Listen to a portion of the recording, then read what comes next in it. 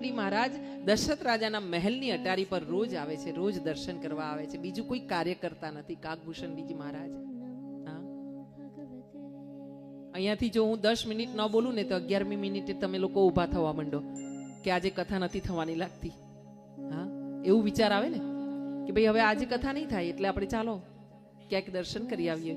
અહીંયા કાગભૂષણજી મહારાજના દર્શન કરજો કે કાગભૂષણજી મહારાજ છે પોતે અટારી પર બેઠા છે, અહીંયા રાહ જોઈ રહ્યા છે કે પ્રભુના દર્શન થાય. અને પ્રભુને ખબર પડી છે કે કાગભૂષણજી આજે વર્ષ થયું, 1.5 વર્ષ થયું ને 2 વર્ષ થયા, હજુ સુધી મારી દર્શનની અભિલાષા લઈને આ મહેલની અટારી પર બેઠા છે. એને એટલે પ્રભુ છે ને નાનકડા પગે થોડું થોડું ડગલી ભરતા થયા છે ને એવા જ મહેલથી બહાર આવ્યા છે.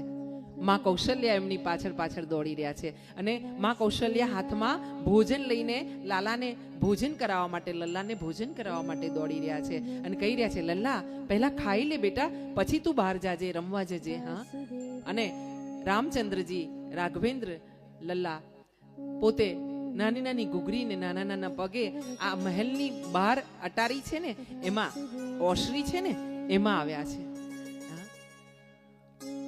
એમને ખબર છે કે માં મને જમાડવા આવી રહી છે એટલે એમણે માના હાથમાંથી એક રોટલી અને એની પર માખણ ચોપડેલી રોટલી હતી અને આમ વડ વાળેલી હતી અને હાથમાં બીડું બનાવીને માએ આપી.